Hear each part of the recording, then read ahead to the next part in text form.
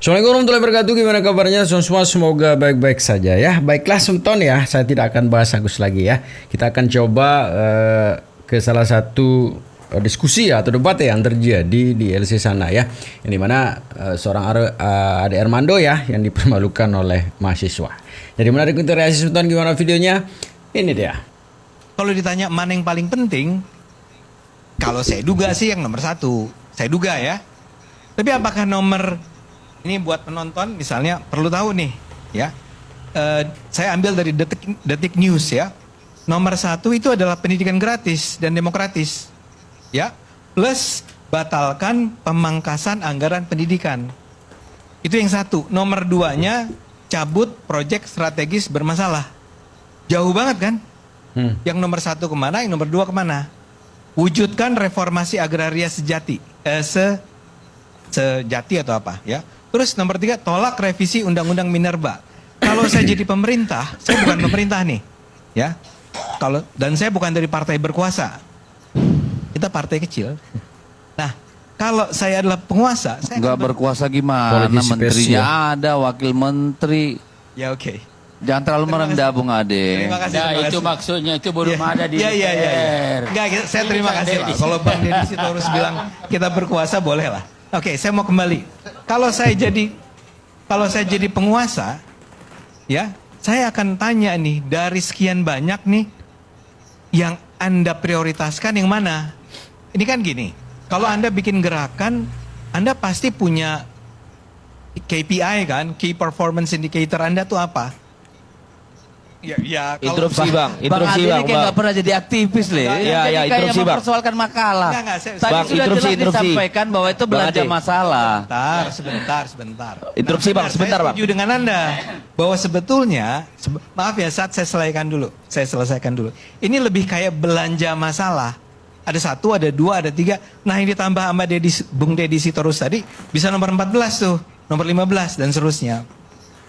Nah, ini kan Anda katakan bahwa kita akan terus sampai akhirnya mencapai tujuan akhir. Nah, tujuan akhirnya apa dalam gerakan ini? Kalau saya menyarankan nih saat ya, karena Anda pinter-pinter nih, dan ketika saya mengatakan Anda pinter-pinter, itu tidak dalam rangka melebih-lebihkan ya. Saya yakin tim Anda nih di kampus-kampus Anda ada kelompok-kelompok think tank ya. Dan think tank ini perlu merumuskan ke-13 masalah ini dalam sebuah perumusan masalah yang lebih dalam daripada sekedar nomor 3, tolak revisi Undang-Undang Minerba. Ya, saya mau bilang kalau saya jadi pemerintah saya akan nanya, ya, Del, kalau saya mau revisi Undang-Undang Minerba, ya, Anda menyarankan apa? Ya, kalau saya mau menghapuskan multifungsi TNI, tadi saya dikritik nih bukan ABRI kan ya? Tapi dialog itu ada nggak bang dibuka sama pemerintah untuk nanya spesifikasi dari teman kami? Nggak ada bang. Bagus, Anda bagus sekali. Saya ingin katakan pada pemerintah jangan a priori nih, ya. Makanya saya menyarankan pemerintah mendengarkan dan kemudian bilang, oke, kamu punya 13 topik, ya. Yang kita minta ke pemerintah buka dialog untuk masing-masing topik, untuk masing-masing isu. Tapi Anda harus siap. Ini kan untuk membahas 13 topik ini, kita memerlukan 13 ILC loh. Bang, interupsi. Ya. Jangankan buat mekanisme untuk membuka dialog masing-masing. Belum dibuka dialog aja, pemerintah beserta pejabat-pejabatnya aja menihilkan kritik-kritik dengan bilang, ya balik aja, kabur aja. Kalau bisa nggak usah balik. Itu kan isu. Ndasmu terus bilang nggak ada Indonesia gelap, mukamu yang gelap. Gimana? Nah itu ya, belum 100 hari ya. Udah 100 hari ya, ada saja gitu kan. Banyak sekali memang pertanyaan kemarin yang timbul ya. Secara kebetulan atau bagaimana ya, ada partai juga, salah satu ketum partai ya, yang sekarang mau ditersangka, terus ada demo begitu ya. Yang menarik juga, nanti kita akan bahas ya. Kita lanjutin. Menciderai marwah gerakan loh bang. Saya nggak bantah loh. Saya Itu minta, menciderai saya minta ngomong satu-satu. Jangan kayak gitu. Sekarang ada giliran. Saya jujur, saya skeptis di awal. Ya, saya tuh skeptis karena kok tiba-tiba bukan 13, 6 atau 7.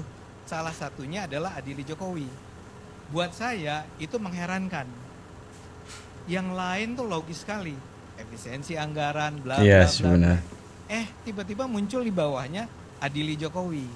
Cuma kemudian skeptisisme itu menjadi berkurang atau bahkan hilang. Pertama, ketika melihat dari 13 poin yang sekarang Anda ajukan, nggak ada sama sekali soal Jokowi kan? Artinya Titipan Anda mungkin ya. setelah duduk sama-sama, ya, entah gimana caranya memutuskan bahwa yang adili Jokowi buang, tapi tambahkan ini, sehingga sampai 13. Nah, di sini Abang punya paradigma ketika ada manusia, sekelompok manusia yang memiliki tuntutan, adili Jokowi artinya ditunggangi. Ketika hilang, Abang bilang, oh ini udah genuine nih, ini udah genuine gitu. Itu Iya. paradigma Abang terjebak pada paradigma itu gitu. Artinya, subjektivitas Abang bilang bahwa gerakan mahasiswa itu ditunggangi atau tidak ketika ada narasi adili Jokowi itu tidak. Itu gitu subjektif Bang. Anda gitu. harus belajar apa arti paradigma. Nah, saya mau bilang begini. Begitu Anda kan sedang menggugat rangkaian polisinya Prabowo sekarang, ya. Oke. Bagus. Kan saya puji Anda.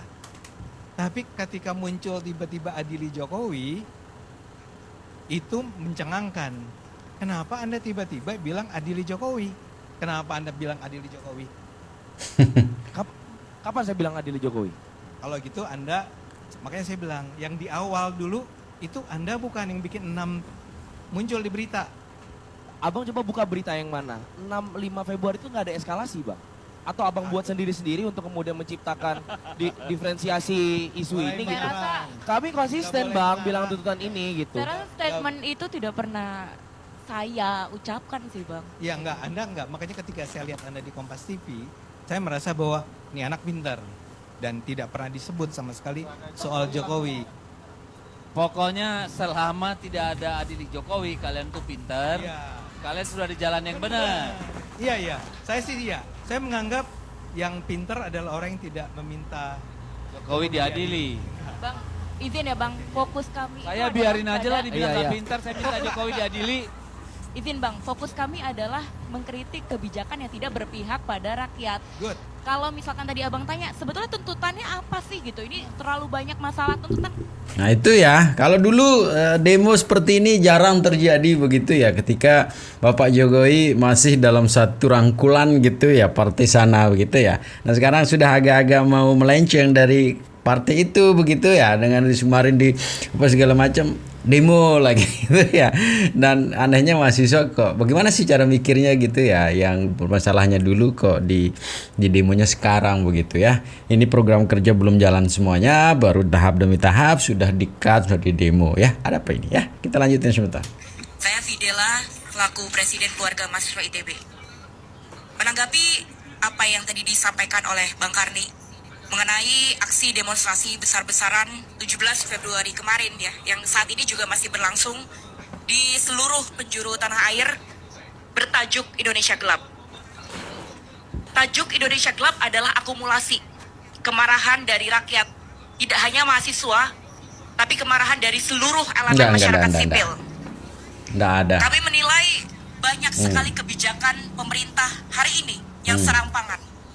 Rakyat seolah dijadikan sebagai kelinci percobaan, kebijakan diterapkan, mendapatkan protes, kemudian dicabut seolah menjadi pahlawan.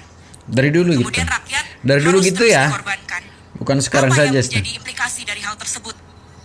Yang kami nilai hari ini terjadi ketidakstabilan sosial di masyarakat. Rakyat Enggak. ketakutan, terjadi Enggak, banyak enggak. kebingungan akibat Enggak tata ada ya. kelola pemerintahan yang buruk. Tidak sinkronnya statement yang disampaikan oleh para petinggi negara, para pejabat publik, mengakibatkan banyak kebingungan yang ada di masyarakat, mahasiswa, Enggak dan ada. seluruh elemen masyarakat sipil. Kami menuntut adanya evaluasi besar-besaran terhadap seluruh kebijakan pemerintah dan juga keberjalanan pemerintah Indonesia hari ini, agar lebih berpihak pada rakyat, agar pro rakyat, berbasis kebenaran ilmiah, berbasis ilmu pengetahuan. Itu yang kami tuntut, dan kami menuntut pemerintah untuk membatalkan segala kebijakan yang tidak berpihak pada rakyat tersebut gitu. Kalau kita bicara mengenai isu, kita tidak hanya berbicara mengenai satu isu saja. Jika bicara mengenai efisiensi anggaran, justru yang kami nilai di sini ada kejanggalan.